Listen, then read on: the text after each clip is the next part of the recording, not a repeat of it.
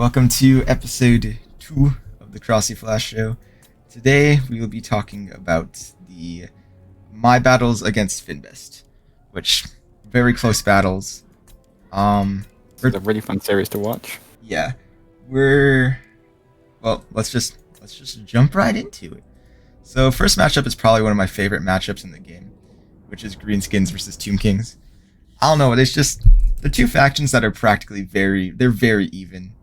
When it comes down to it, like, even though the Greenskins do not have good leadership, they can always put up a really good fight against the Tomb Kings. Yes, it's quite interesting. You have typically a much stronger infantry presence from the dwarves. Whatever the lizard or the Tomb Kings put out, it's going to struggle against whatever the dwarves put out.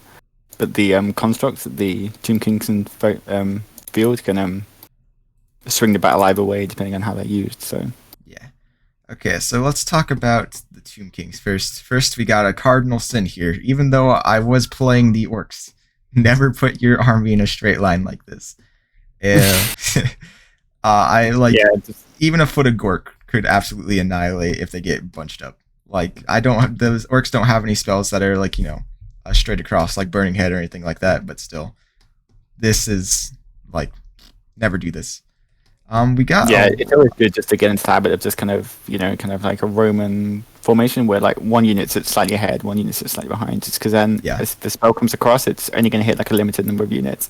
Because we all know kind of maintain the coherence of your front line. You don't have gaps, so yeah, we all know the Carthaginians use those fire spells very well, and so the Romans want to do their best to get out of the way.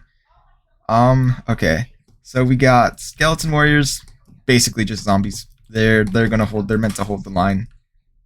I think they're the last output, but they a decent defense, and they also have, which is a huge bonus, silver shields. So yeah, they're really good at absorbing damage from the front, and also just being undead. They're not going to run; they're going to fight to the last skeleton. So. Okay, and then we got some Ushabti great bows, very good units. They're pretty cost effective. They're also good in melee too. They can do lots of damage. Regiment Renown is pretty good too.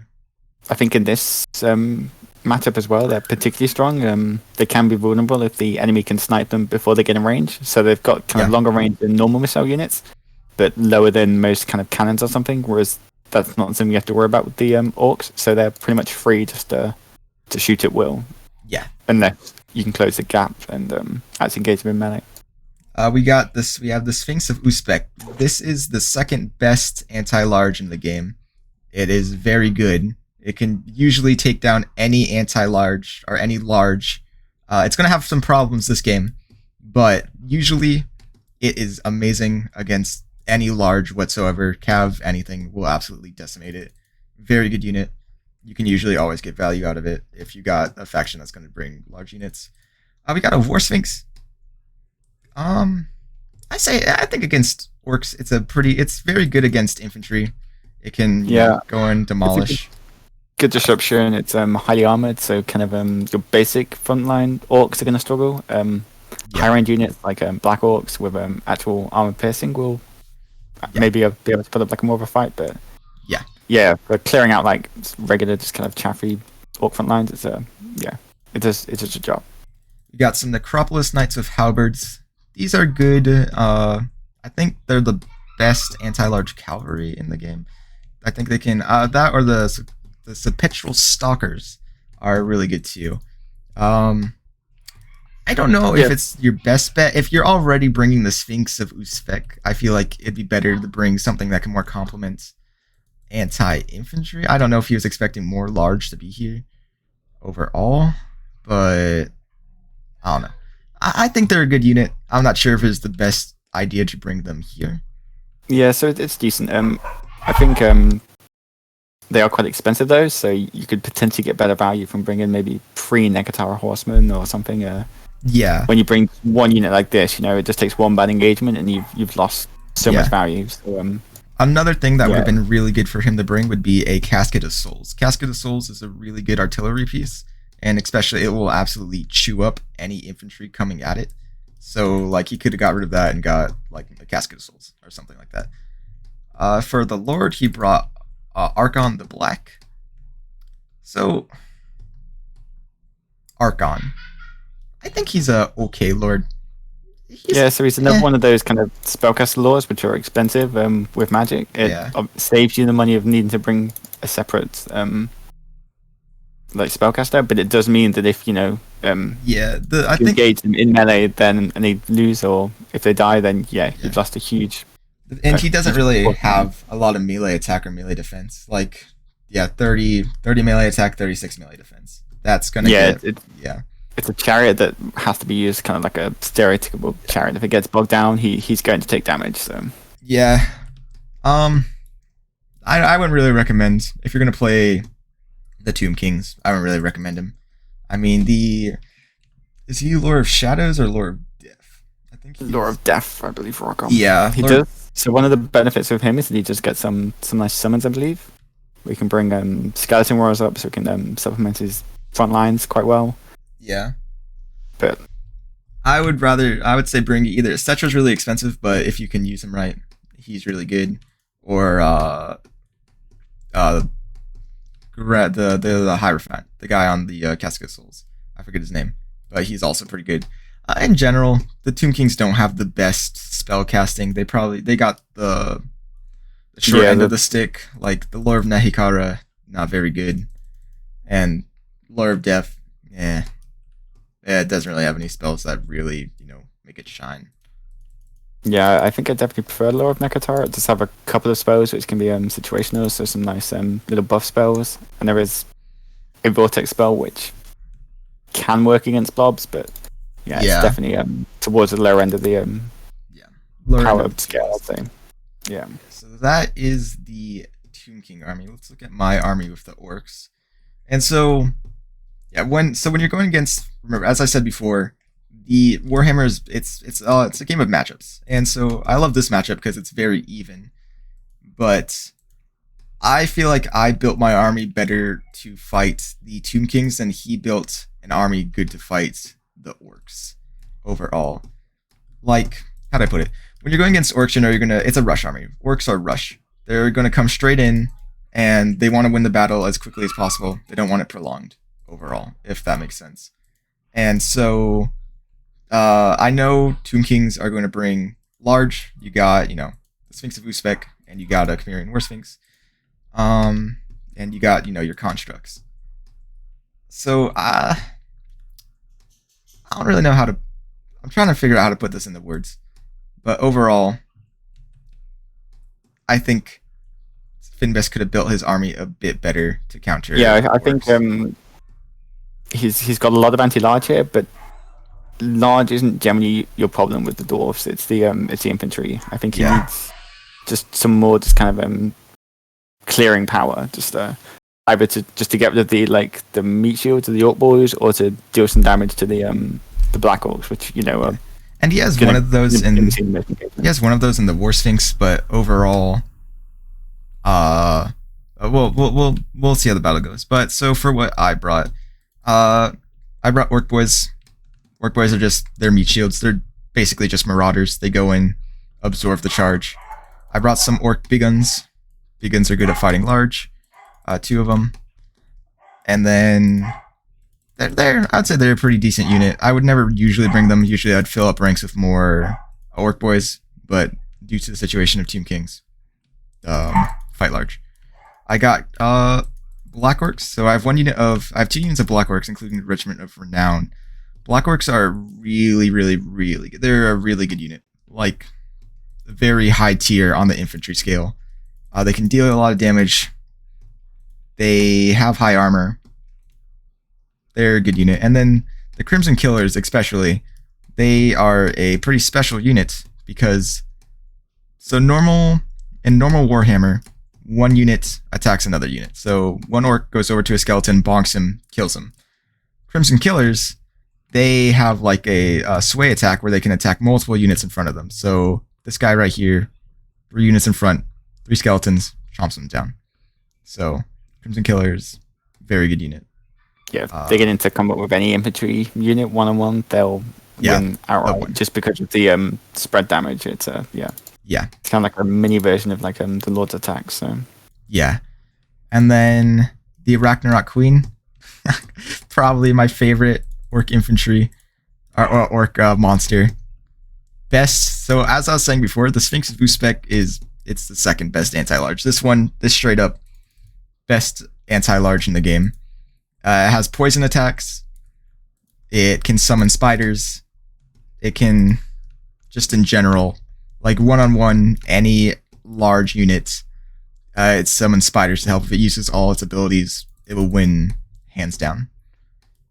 And then, before I talk about Grom, I brought some Force Goblin Spider Riders. Say that 5 times fast. yeah, so these are I think sometimes undervalued or underrated. Just yeah, definitely. Because these are one of the cheapest kind of skirmish calves that you can get. Super quick. Somewhat decent in melee, unlike some others. So unlike Pistoliers or something, these will survive if they get charged. Not by a heavy cavalry, but by some kind of yeah, they have poison damage too. So they can, and poison damage both in melee or a range, so they'll be slowing down any unit that chases them. So yeah, definitely. They're very good at just being an annoyance, and that definitely works in this one. And then in the far corner of the map, I brought some squeak hovers. They are very good at just disrupting. I brought that in case you would have brought Casket of Souls or the Shopti Great Bow. Okay, let's talk about my lord. I brought an Orc Shaman. Now, as I said before, the Orcs are very, very, very high rush army. And, the WA spellbook promotes this with, you got the spell, here we go, 40 melee attack. So when you're fighting against the Orcs, your goal here is just they're not good in long, prolonged fights. That's their biggest issue. They're not going to be able to survive in a fight that goes, bitter end, like 20 minutes in, because they have low leadership. I mean, I don't think any of them, they have Grom near them, but the Black Orcs are the only ones that are going to stick around. Yeah, any of the kind of low to mid tier Orcs will, as the battle goes on and you get stuck in negative modifiers, it's increasingly difficult to keep them around for protracted fights. Yeah, so just when you're fighting against Orcs, just try to outlast them. That's like the best advice I can give there.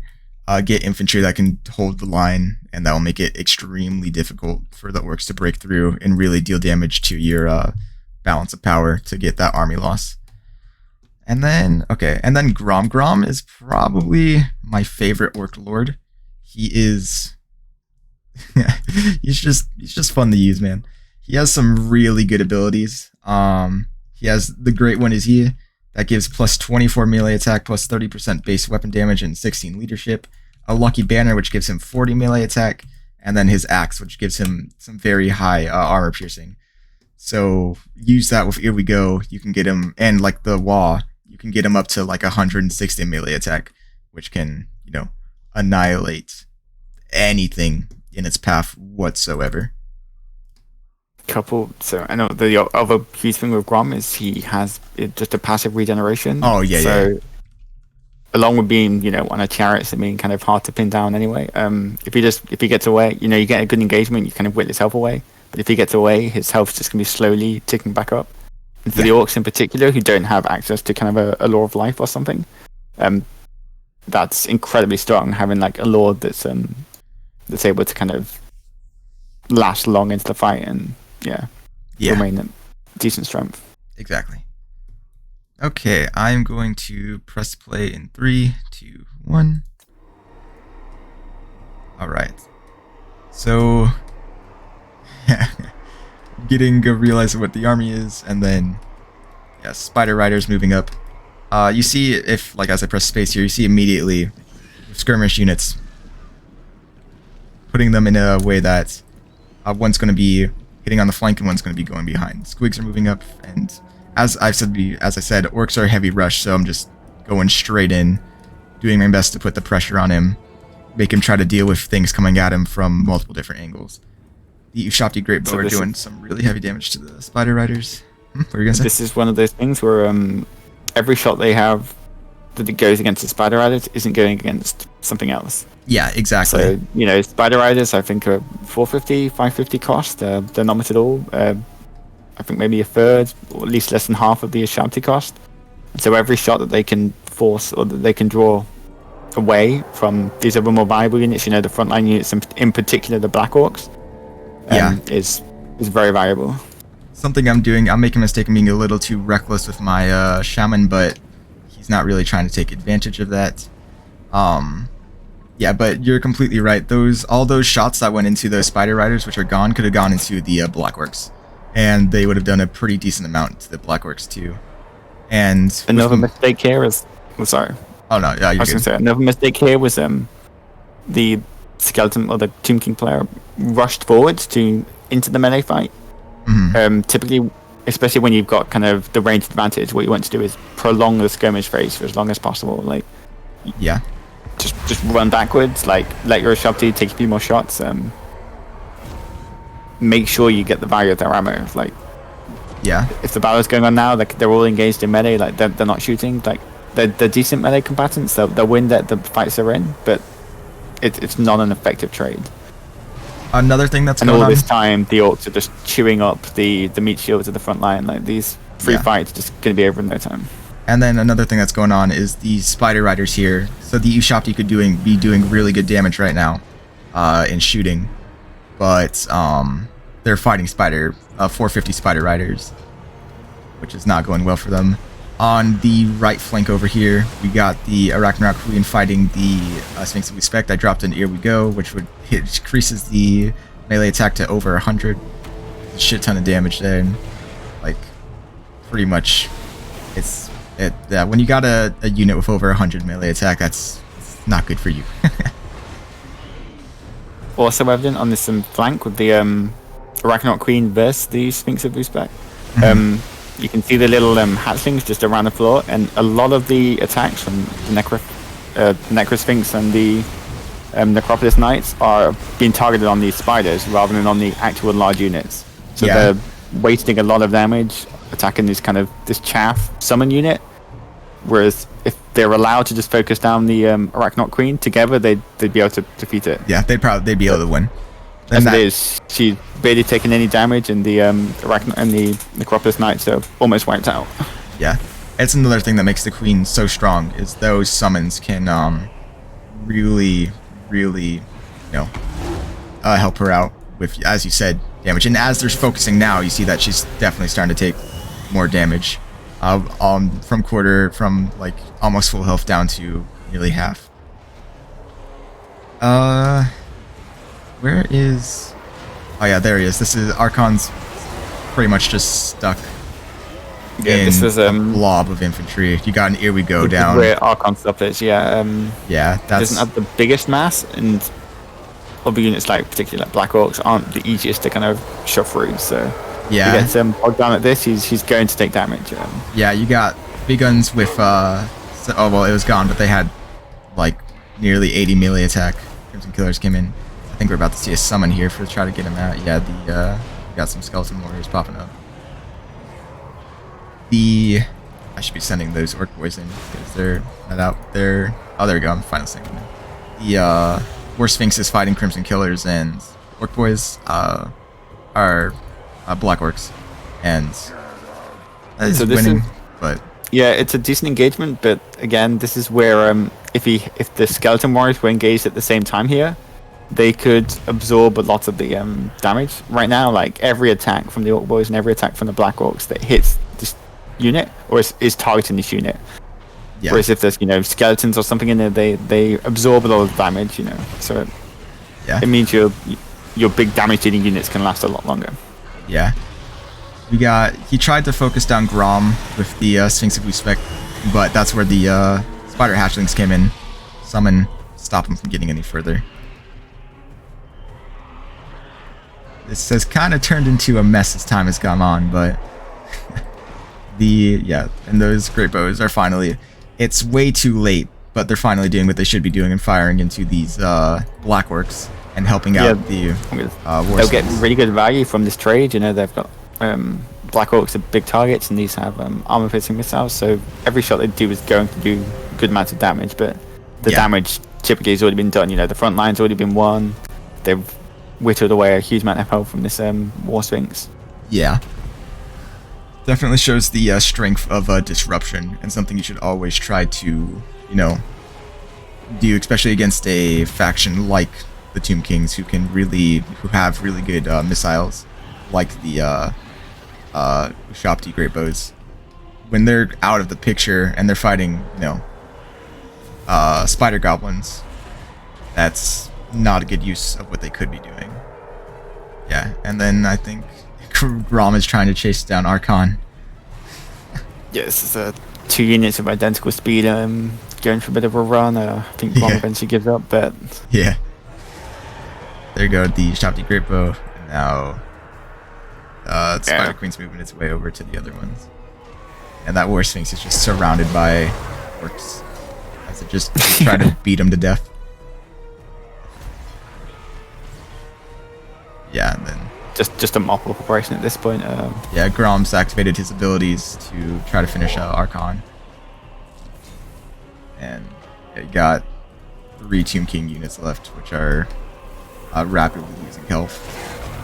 Yeah, and there is the crumbling. And that is GG's.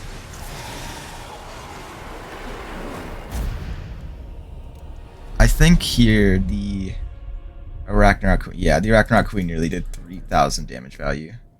That is pretty insane. It basically, those orc big guns did good damage to you. But even though the Forest Goblin Spider Riders, they didn't do a lot of damage whatsoever. Just them being a distraction early game probably definitely helped me win the battle. Yeah, if those Ushapti Great Bows were allowed to just focus on Archaon Queen, it would have nowhere near as much damage. Yeah. So just being able to prevent them shooting this whole time is kind of value in itself. Yeah, definitely. I mean, you can see just the strength of the Sphinx of Uzbek. It didn't quite make its value, but 1600 damage value is not bad. It's not bad whatsoever. The Necropolis Knights did better than I expected them to do, to be honest. Me too. They really stuck around and kept whittling them away. So and you can see with the Great Bows, even though they didn't have the ideal start, they both was 1100 and 1300 damage. So but that definitely, if allowed to fire, it could have been over 2000 damage value. Yeah. So that is battle 1. Let us move on to battle 2, which is Vampire Coast versus Vampire Counts. We got an undead showdown. No routing allowed. So first, looking off at the army builds, there's a definite mistake I made here, in that I have one unit I definitely probably shouldn't have brought, and that was Queenbest, and we'll get into that in a second here, if my game will load. Come on. Okay, there we go. But so, pause.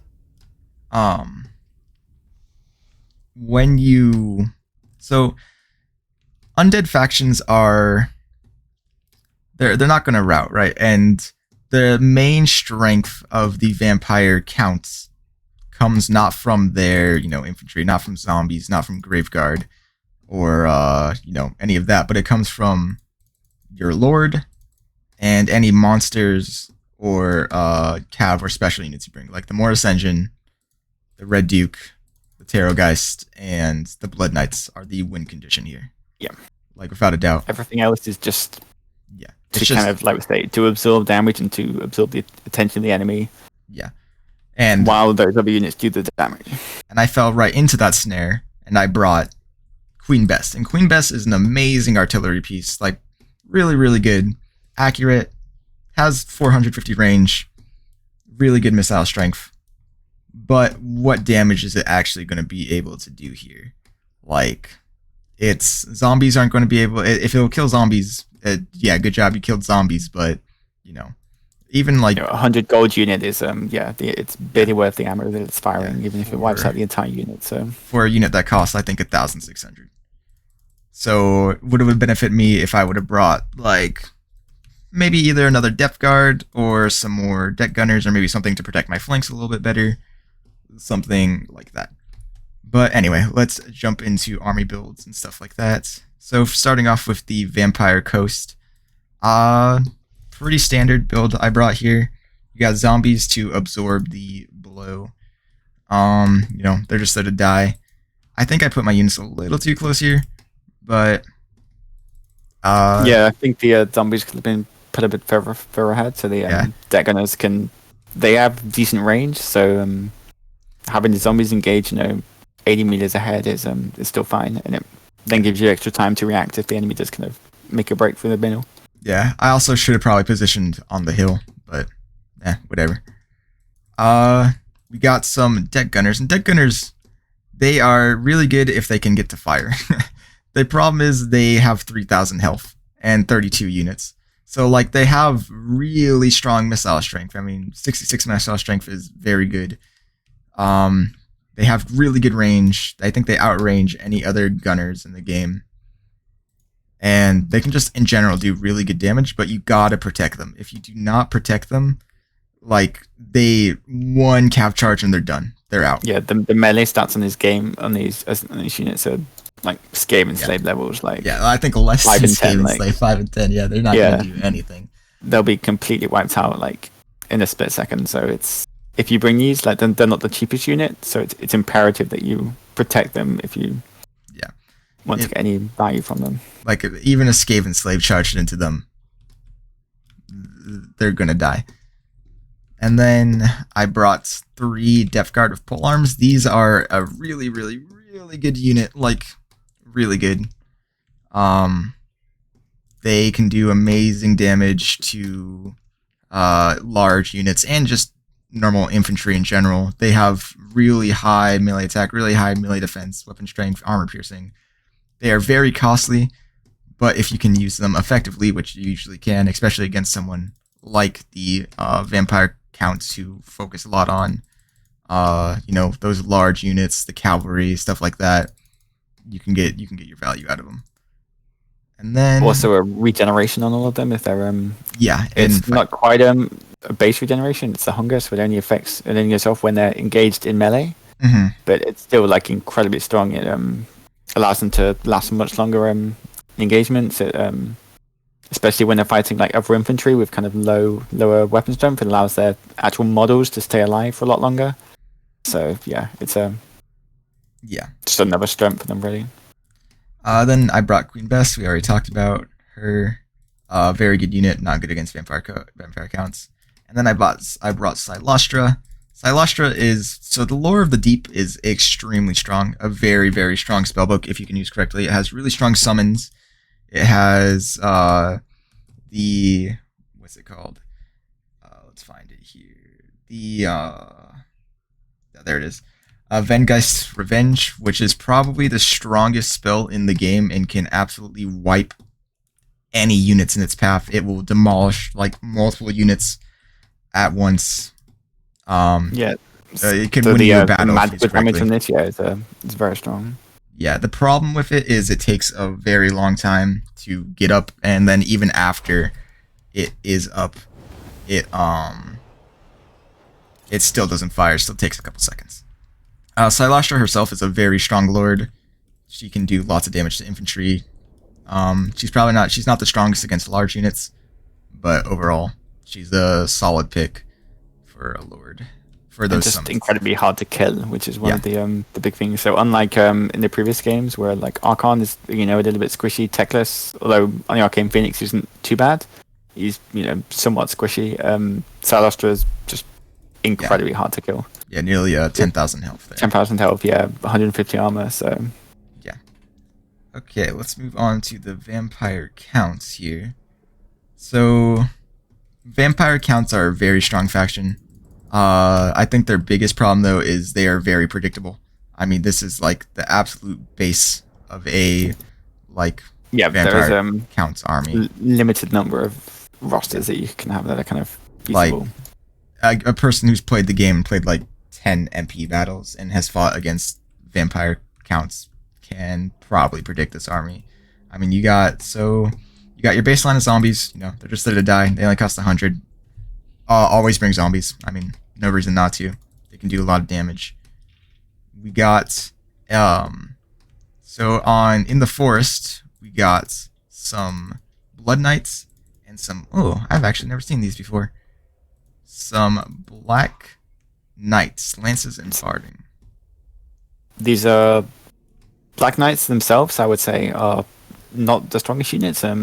Yeah. Good for harassing skirmishers, maybe getting around the flanks, but you can often do that with direwolves instead. Yeah, But, I would. these units in particular have regen, which turns kind of what would otherwise be a somewhat mediocre unit into a potentially useful one. I would say in general though, it looks like he's got. I would say maybe get rid of like the skeleton warrior or like even the graveguard, and get the hexgeist or another unit of blood knights. Yeah, I It's I mean, it's sometimes useful to have kind of a graveguard as a kind of a chaperone just to protect the Claw of Nagash, just a unit to tank around it. But yeah, having these two units and the skeleton warriors seems a little excessive. yeah, Particularly against like a faction like the Vampire Coast with their kind of gunpowder. Like, you know, another. you want things to shut down their missile units, and none of these units fulfill that role. Yeah, if he would have got. Yeah, I would have honestly just say don't bring these graveguard and that skeleton warrior there, and get another unit of cav. 3 units of cav here could absolutely annihilate the build I brought because you can easily You can get I think 2 direwolves for the cost of a graveguard. Just coming out of the forest with Vanguard deployment. Like we say, they're gonna see her. If you get anything into them, they're gonna die. So you just sacrifice 1 unit, run it through, wipe out half the unit, and you know they've made their money's worth. Yeah, and then we got the Claw of Nagash. Now this is an amazing unit. Even though the vampire counts are very predictable, even with their predictability, they can still make their builds. It's still good enough that they'll be able to win. Like this unit here, I can only say it's just really good. It gives regeneration to nearby units. It does passive damage just for being there. It minus 36% speed for just being there. It gives arcane recovery, or it gives improved power recharge rate. It can do a lot of damage. It has a lot of health. Just very solid unit. If this is left alive and there's a blob fight going on around it, then it can very quickly turn about in their favor. Like even if it's just zombies around it, they have 10,000 health. This is just keeping them up. Yeah. And all the time, it's just slowly whittling away the health of every unit that's kind of around it. Yeah, very, very, very good unit. And then we got the Red Duke and a Terrorgeist. So, Terrorgeist is... I don't know how good it is here. I mean, it's... I never actually really see it used in MP that much. It does poison damage. I'm not actually sure how much it costs either. It has a decent amount of weapon strength. It's a strong unit. It's good anti-large, and it's got the speed of a flying unit. But I wouldn't say potentially it's the greatest in this matchup. But yeah, like direwolves or cavalry would have been a good replacement, I'd imagine. Yeah, it's still a strong unit. And again, just that regeneration. And then we got the Red Duke, which the Red Duke is probably the best vampire lord, honestly. I'd say it's between him and Vlad. Vlad's good too. I keep coming back to regeneration. Vlad has an ability which just gives him really strong regen. He just has insane melee stats. His big disadvantage is it can only be on foot.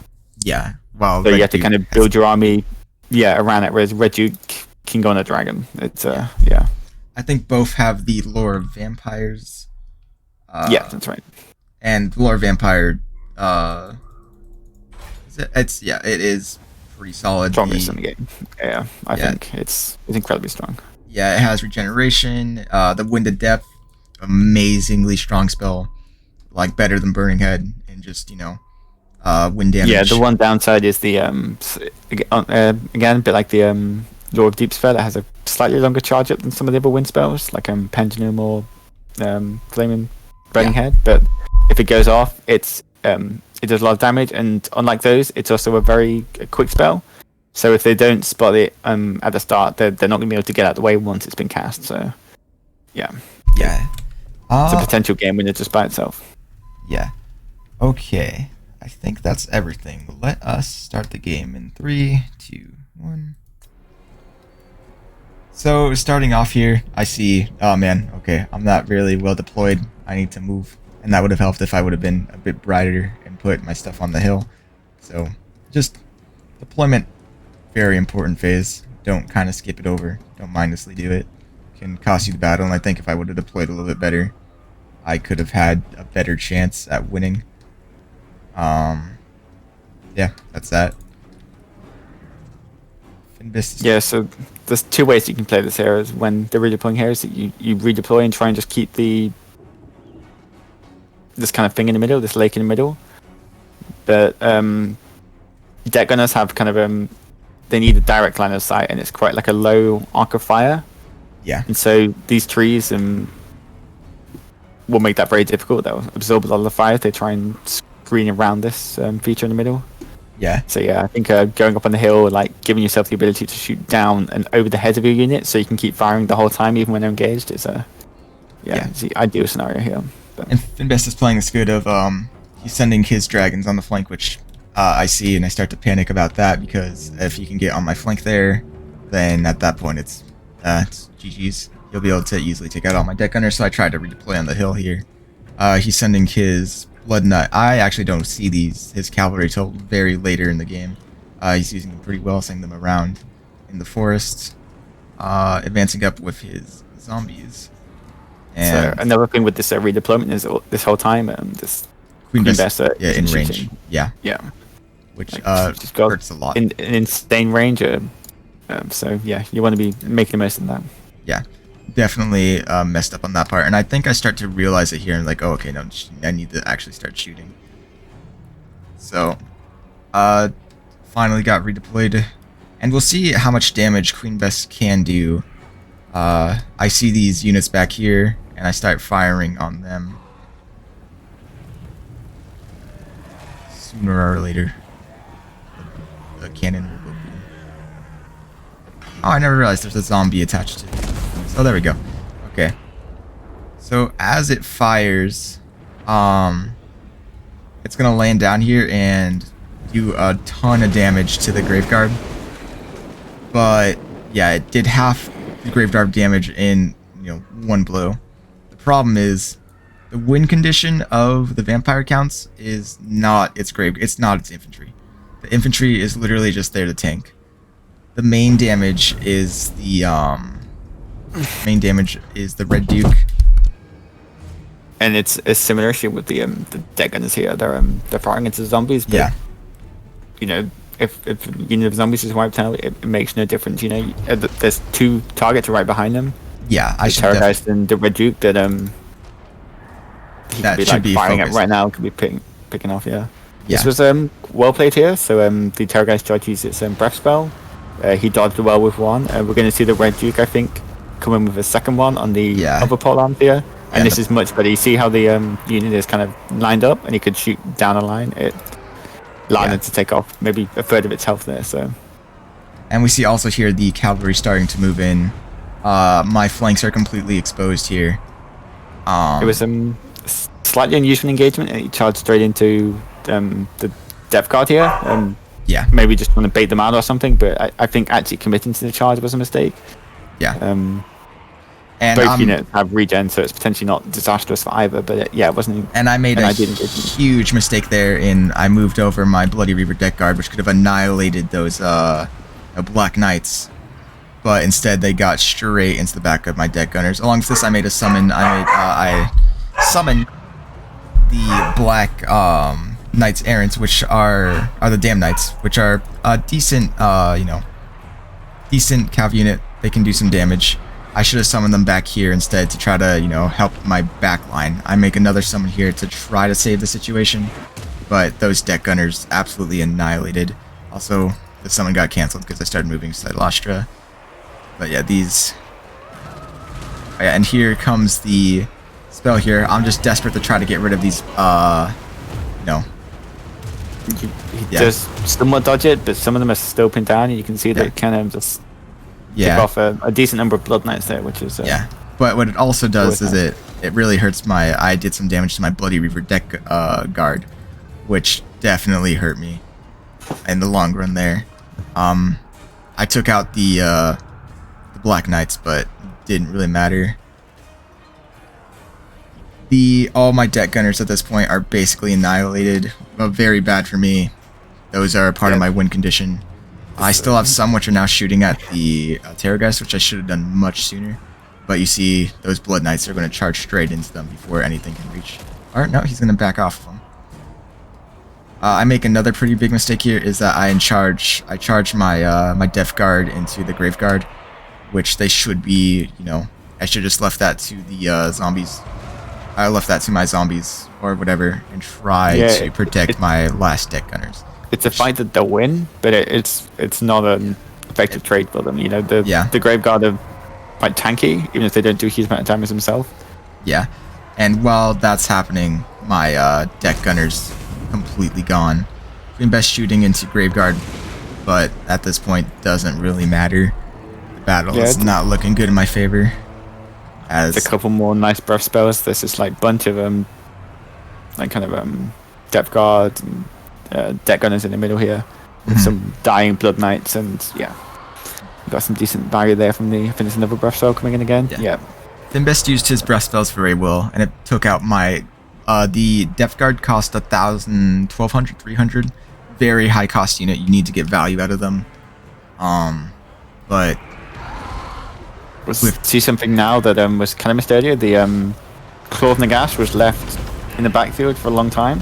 It's finally moved up, and so now all of these kind of vampire units around, or the vampire coast units, are slowly having a health whittled away, while all the Red Duke and all of the remaining zombies and that have this kind of passive healing. So and the balance of power here is a little inflated because of Queen Bess.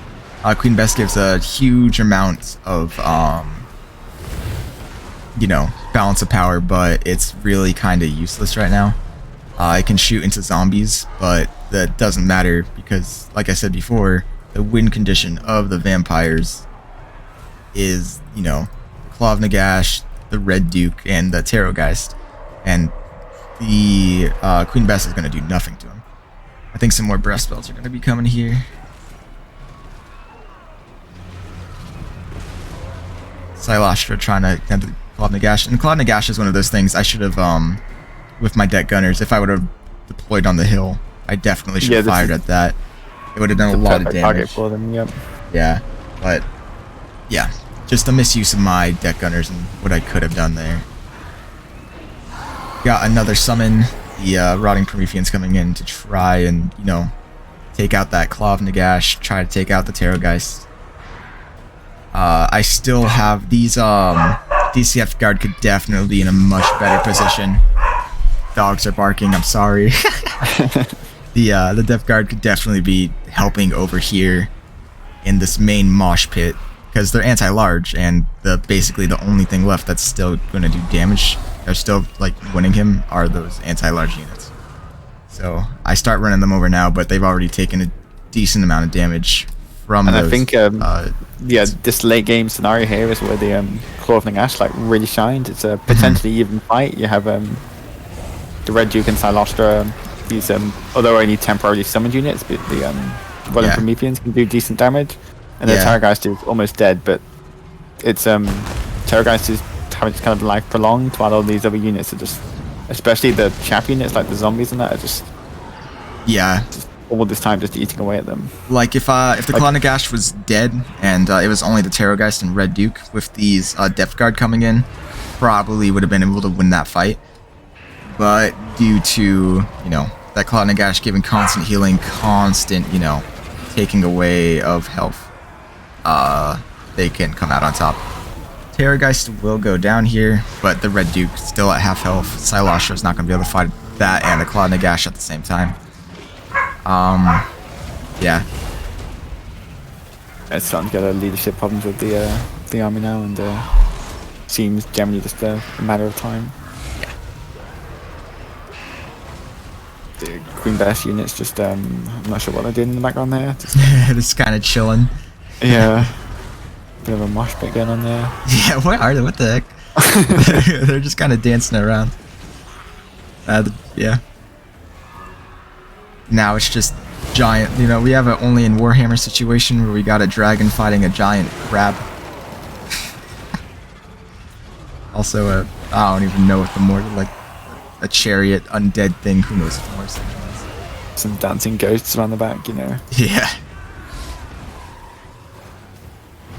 Some zombies coming in just to try to... Yeah, this is quite like a good late game thing. It's it's kind of a foregone conclusion regardless, but yeah, it's just a summon now just to kind of absorb some of the damage from the Death Guard, like ensure that the Red Duke can focus down Silastra. Yeah. And yeah, there go the Death Guard. They have no health left. They're crumbling.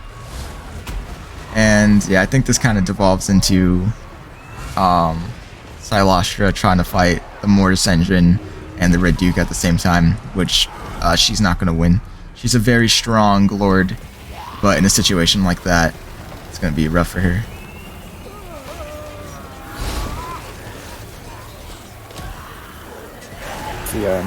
The joys of late game undead factions, where it just turns into a bit of a slugfest. But yeah, it's just yeah. You get the crumbling going off any moment now. Finbest is rolling in. I'm gonna throw the cannon on the dragon.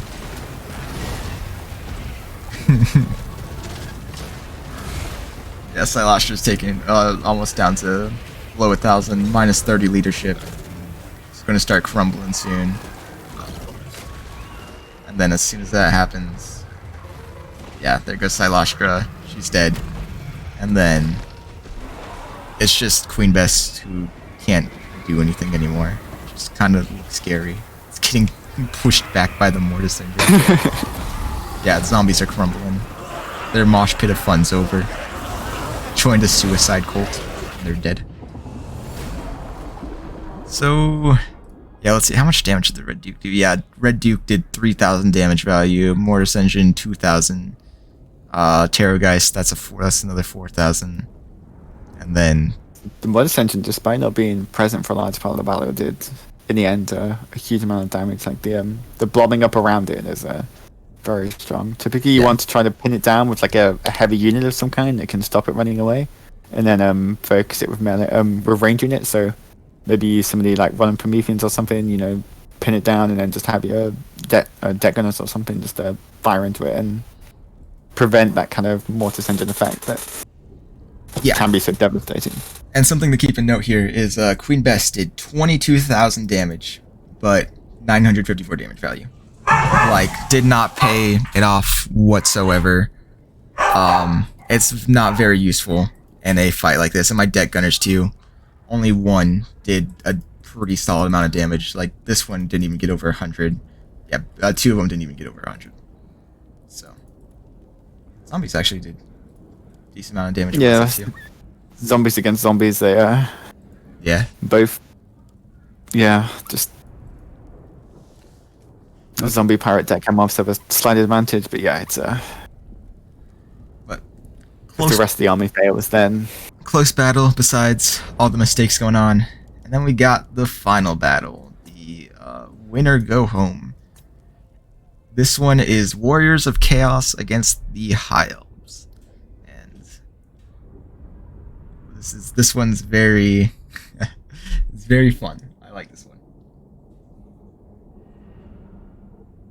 But we got, so I brought Archaon, brought Alariel, both pretty standard builds. Pause. Okay.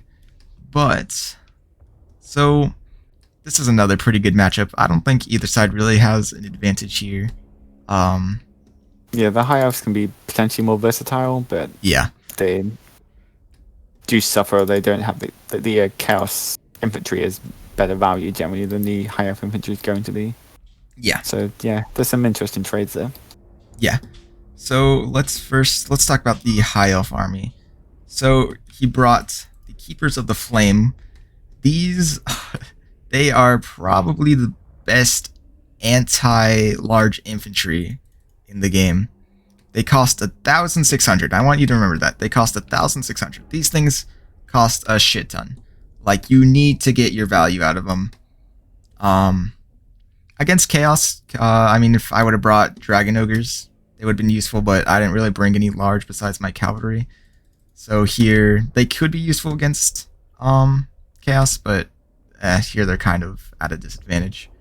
I'd also just say with the deployment here, so just to point out these other frontline infantry units, we've got 3 Spearmen, Swordmasters of Hoeth, and the Keepers of the Flame. Mm-hmm. Generally, you want to keep your more expensive infantry units, the ones that are actually going to win you the battle, just behind your front line, not when they're at the front. They're exposed to archers, exposed to magic, exposed to like charges of other units. If you just have your spearmen, your cheap chaff units at the front to absorb the charges, absorb the arrows. Spearmen have silver shields, so I mean it's not against chaos. It's not as much of an issue. Yeah. But, they may still have marauders or something, and even then, the charge bonus coming in against like a low value unit like this, rather than your really expensive swordmasters or keepers of the flame is Yeah. Yeah. So you definitely should have put his. He has 3 spearmen. That's a pretty good front line there. And then he could put his Swordmasters of Hoeth and Keepers of the Flame in the back. So Swordmasters of Hoeth next.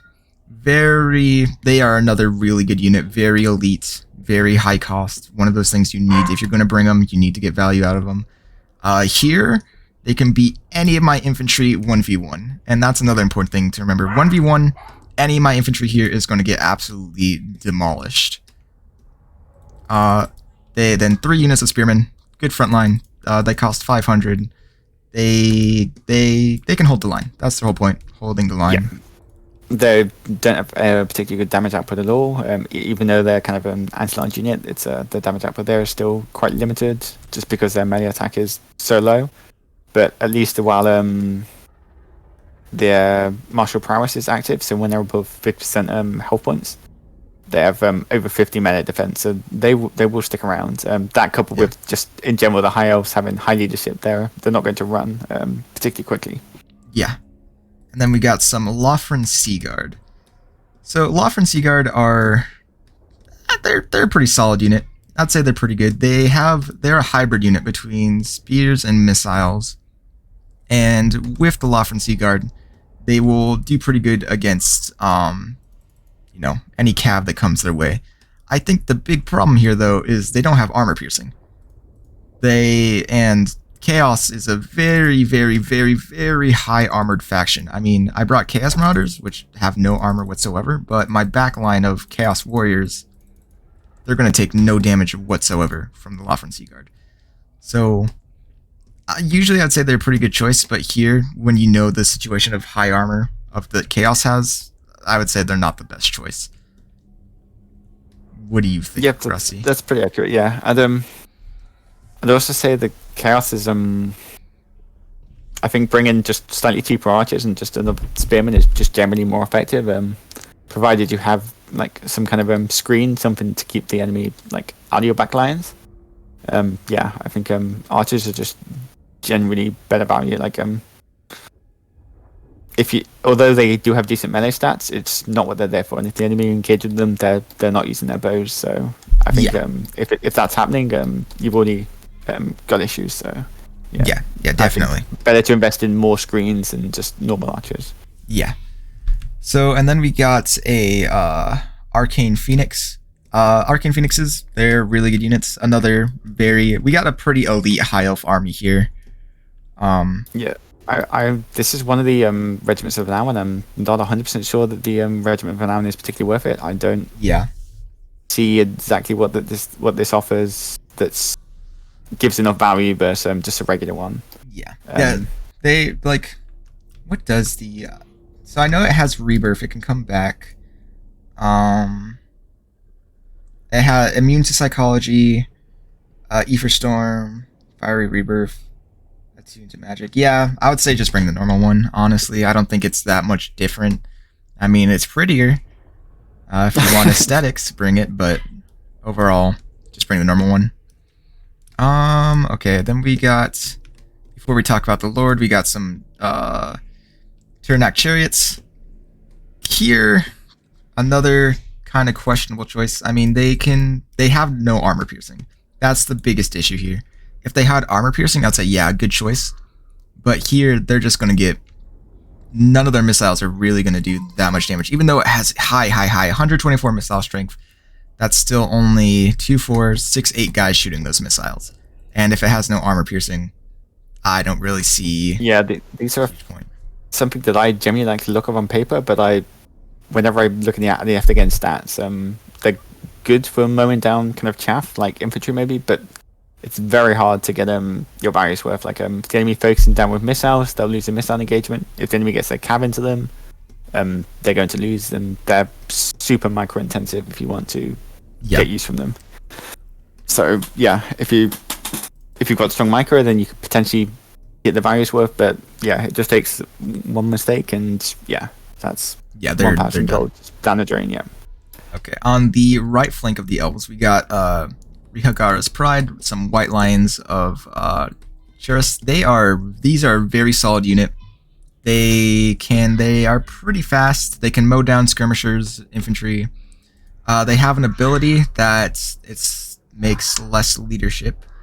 Lowers leadership and speed around them. So they get into kind of a cavalry engagement, and the cavalry tries to pull away. They can pop this, get that extra damage in. If they're chasing down kind of skirmish cav and can get close enough, they can slow them down enough to catch. So as well as just being a fashion itself, like 82 speed is for a melee unit is it's very strong. They are a really solid unit, and I usually recommend bringing them. They're pretty good.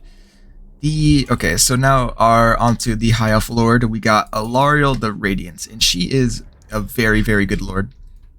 Not necessarily because of her stats or anything, but because of an item she can bring. This is the strongest healing in the ring, the Star of Avaloran. It can restore 1,080 hit points. That is very, very strong. I think only Regrowth can heal more. Yeah. But Regrowth can only heal one person, if I remember correctly.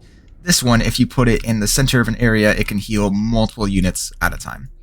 Yeah, so it's capped at a maximum of 3 units, but if you put the label, you're expensive. You get some sword masters, you get a dragon, you get Ilario or some dragon princes or something, and you get this off. You get 1,000 HP back for these units. It's a very strong. Very strong. She also does magical damage. She doesn't have armor piercing, but she's a very strong lord.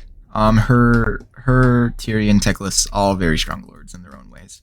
And just a decent mix of spells with good regen too. So good magic regen. Sorry. Okay, now so now that is the High Elves. Let's talk about my build. So here, I brought a front line of Chaos Marauders. They are meant to die. They don't cost a lot. Yeah, 400 gold for some shields, almost 10,000 health, just green, your better units. That's it's the same role as the Orcs played in the previous one. These just go in the front, and If you couldn't tell by now, I'm a big fan of Rush armies. So my back line consists of Chaos Warriors with halberds. Chaos Warriors they cost a decent amount, but they are a very solid infantry unit. I've kind of learned don't use them as a super massive front line, have something to kind of support them, because you can only bring so many of them. That's where Chaos Marauders kind of come in. I could have probably brought just some normal ones. Yeah, this was going to be my big question here. Was I can see a couple of them being useful, but I think just I think I should have brought 2 regular ones would have been some ones more effective. I should have brought 2 with great weapons instead of all halberds.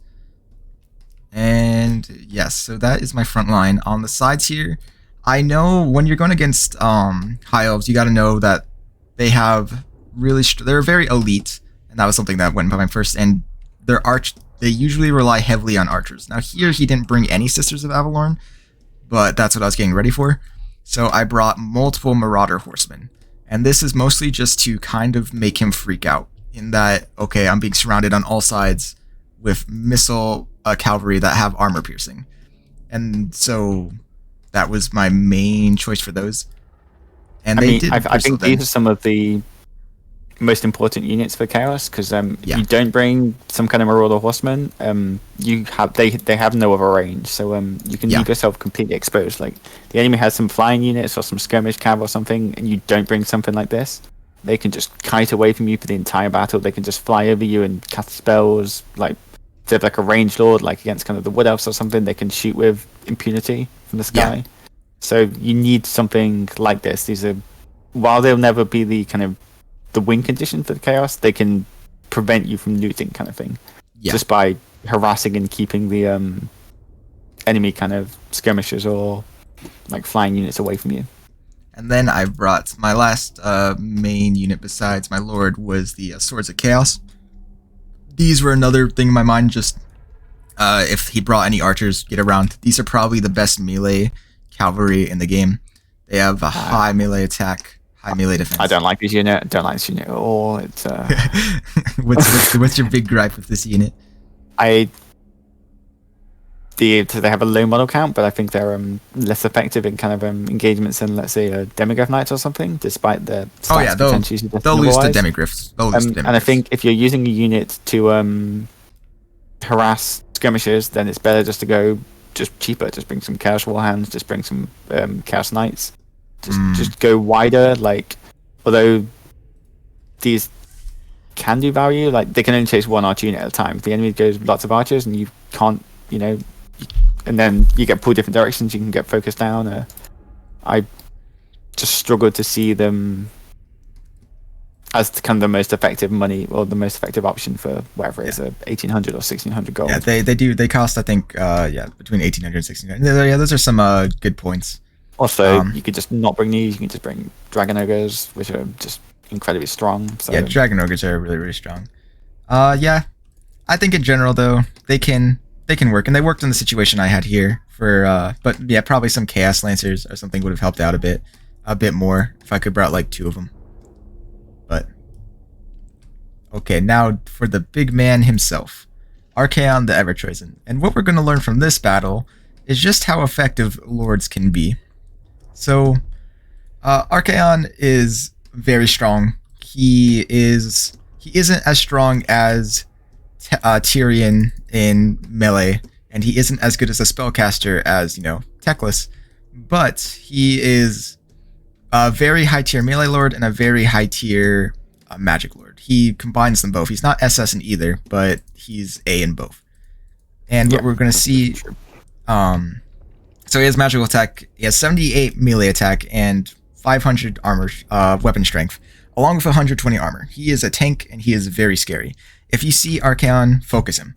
Like, without a doubt, focus him with everything you have.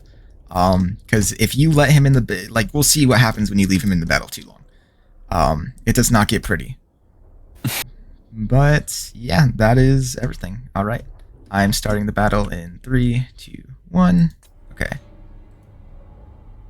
So, you see my very first moves, getting that skirmish cav up. Gonna go try to harass his Lothran Sea Guard so they can't focus. Even though they don't have armor piercing, I still want my main infantry to be able to focus.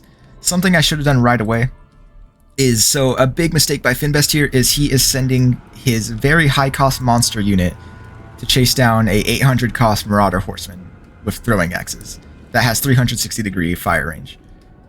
Not an ideal target to chase down. Another thing we're going to see here is, so Archaon is going to move up, and he's going to cast, here we go, Flaming Vortex on the Keepers of the Flame, a very high cost unit, and he realizes, but that was basically half of that high cost unit's health gone in an instant, and I got lucky here, and the Vortex went for the Spearman too. So, it just shows how strong. This is, again, just going back to your earlier point. If you keep your your expensive units at the back, the enemy has to move much closer to you to get those spells off, and then you can return fire with your archers or countercharge them. Yeah, and so the Keepers of the Flame, an 1,800 cost unit, 1,600. However, it nearly cost 2,000, already down to half health. That is a huge loss. And along with that, the Arcane Phoenix is caught in between a rock and a hard place with 2 Marauder Horsemen. I'm not chasing it down because I'm probably not paying attention to those boys over there too. Yeah. I cast a Burning Head. I miss, but I was trying to get those Swordmasters to Hoeth, but I kind of got lucky and went to a Spearman unit. My Swords of Chaos demolished a Lofren Seaguard, and the main engagement's going to happen. And a big problem for the High Elves here is how wide I went. As I said before, the Swordmasters of Hoeth can absolutely annihilate Chaos Marauders. But there are 2 Chaos Marauders and 1 Swordmasters of Hoeth, along with some Chaos Warriors that are going to be coming in. It can't deal with those 3 units all at the same time. I could probably deal with 2 Chaos Marauders at the same time, but when you got as much as I'm throwing at it, it's not going to be able to do good. Yeah, and again, the Hives are very reliant on this kind of martial prowess or martial mastery. So again, once even if they lose, a ton of health against these kind of chap units. Another thing I want to bring up really quick is that Finbest just used his Arcane Phoenix flame thing onto Chaos Marauders. Not a good. And his own unit, like he did so much friendly fire there. Like I was just mentioning the martial prowess, and that kind of friendly fire there is basically lost in that. So their melee attack falls significantly, or defense falls significantly. Yeah. So mistake by Finbest there. Was that it, where you want to say there's just how they rely on the martial prowess and then? Yeah. So just you have these kind of chap units, like I think it's 3 chap units that they're kind of engaged with, but they then whittle them down so that kind of when they do to fight like a bigger engagement, they're much weaker. So yeah, and then these Swordmasters of Hoeth fighting 3 Chaos Marauders. I don't think that even costs like not even half of what a Swordmaster of Hoeth is. A good spell. Well, I don't know if it's good. I would probably want to focus that on somewhere else. He should get Alariel in there. He's not getting Alariel. Yeah, I'm gonna say he didn't get the full value. If he really should have flown Alariel over there before he cast a spell. I think it was a good cast, and it's released again the Arcane Phoenix up, keep the Swordmasters going, because they may not have won that engagement. Now they almost certainly will be able to cut through these remaining units. Yeah, but it's important to get the 3 units in there, like get the value from that spell, because Alariel down to half health. If you got it back up to 3/4, then that's a big win. Big boon. Archaon is fighting the Arcane Phoenix, and dude, he's already doing so much damage. Very, very good lord. Just can't say much else about it. But something also to take here is that Finbest went very, very, very high cost. His lowest cost units for Spearmen, of course. But overall, I mean, Keepers of the Flame, high cost. Swordmaster of Hoeth, high cost. Arcane Phoenix, Regiment Round, high cost. But just overwhelming numbers. They can do really good damage. Yeah, it has a value in itself, yeah. Yeah. Like, three Chaos Marauders will be able to beat Swordmaster of Hoeth if they can get accurate support from the Lord and stuff like that. Send Archaon over here, finish up these archers, Burning Head, done. Keepers of the Flame, they are losing to a unit that costs half as much, like not even half as much as they cost. My Swords of Chaos are making their way back after dealing with archers. The Keepers of Flame, Halberds fighters are just... No one's really getting the full value there with against Simply fighting with Halberds, but still kind of a chaos favored engagement there. Yeah. And then Archaon is just he's fighting 3 units at this. He has some support from Chaos Warriors of Halberds, but he's fighting Alariel. He's fighting those Swordmasters of Hoeth, Omen of Arcern, or I don't even know how to say that, but it just shows how tanky he can be and what happens if you don't focus him early on. Those archers keep coming back, being an annoyance, but at this point... Alariel getting routed here is a big loss as well. Every time she's not there, she's not, casting spells, giving them those support abilities, so... Yeah. And Archaon right now is at 5,500 damage value. That is... And so, I saw this during the game, But this was I'm pretty sure it's going to happen right now. And this might have actually been able to help Finbest win here. But he should be casting, yeah, right here. He cast a Star of Avalorn, and then he leaves. If that would have been on, his this like big mosh pit here, that might have actually turned the tide of battle. Because you could get your Arcane Phoenix up and Alariel up, but when you move like that, that's that health. Yeah, just hitting that one unit is yeah. All that health was wasted. He maybe got like 100, 200 health points back out of it. Because I'm pretty sure you need to be under it, don't you? Or does it just heal? I'm not sure. I think maybe it persists for at least for a little bit because the health was continuing to tick up. But I mean, even then, it was cast over one unit. Yeah. Even if you get the full 1,000 for Alariel, they could have got the chariots and the Phoenix up, or the Swordmasters maybe go back up to 2,000 health. Okay, I can hear again. Charging battery. Yeah, just a late game. The Arcane Phoenix getting a bit of a minor heal, but like we say, it's a 300 rather than the 1,000 it could have had. So it's could be. There's no one here now at this point that can kill Archaon. So yeah, he's still let alone the and of the chaos units. Finbest gets a bit lucky here, and it manages to revive itself, which was kind of a problem for me. But at this point, it's basically over. Archaon's still gonna absolutely annihilate. Yeah, I just popped his ability. Slayer of Kings. So much damage there. Yeah, revived and basically died instantly as it's coming back. Yeah, it's over at this point. Just a cleanup. We gotta take out those archers. Alariel's still kicking, but it won't be for much longer.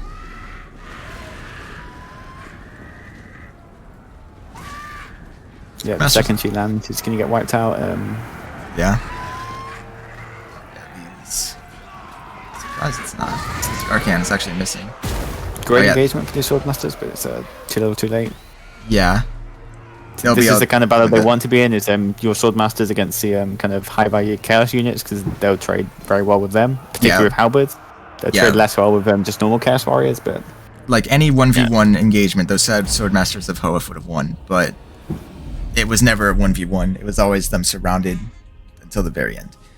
And so there was one person that won me this battle, and it was Archaon. And it shows just how valuable Lords can be if you can get the absolute maximum out of them. And I think it also just shows how important it is to just to bring a mage like he'd get nowhere close to that if it was just him as a medic character. Although obviously he's an incredibly strong medic character. Yeah. Tyrion isn't going to run around and get 7,000 damage by himself. He is not. There's just not enough time in the battle. His health will slowly get whittled down. So yeah. But the Swordmasters of Hoeth, another 266 kills, 1,000 damage value. They did not trade well. That was all just Chaos Marauders who went in there to die. Same with the Keepers of the Flame. They got 1,000 damage value. A 10,000 damage dealt, 121 kills. The Arcane Phoenix actually did decent, almost 3,000 damage value, but the Arcane Phoenix and the Love and Seaguard got their various worth. Yeah, probably. But I think those are the only units. Yeah, he didn't get enough out of. Yeah, if you allow yourself to be swarmed and then picked apart by magic, then it's difficult with the high elves because they do have such their units are just so expensive. Yeah, but I think typically you want to restrict the amount of super high value. So in this game, we bought both the Swordmaster and the Keepers of the Flame. That's 3,000 gold just there, a quarter of your money gone already. So yeah, definitely. Coupled with an expensive Lord and the Arcane Phoenix, and then you've got nothing left to go wide with. Yeah, and you just need that. You can see out here, the Chaos Marauders didn't do a huge amount of damage, but it's either distracting the enemy or slowly whittling away. So yeah, definitely. All right, well that was me v Finbest. I advanced to the second round, and Finbest goes to the losers bracket. You got any closing remarks? Or we good? Just use magic. Use magic. Never forget magic. Yeah. So I think actually I would say one thing. Often it can be a little bit overwhelming sometimes. Keep just look at all of the spells at once. So I'd say maybe just pick 1 or 2 spells that are going to be particularly useful. Know when you want to use them, and that helps a lot. If you go in, you've got all 6 or whatever spells it is, and you're just trying to remember when to use them in all these different circumstances. It's as well as trying to micro. It's hard to get the potential values worth. If you just know you've got kind of a burning head and then a flaming sword, you know the exact time you want to use them, then yeah, it really helps maximize the amount of value you can get for your limited winter magic. Yeah, exactly. All right. Well, thanks for watching, and we'll see you in the next one.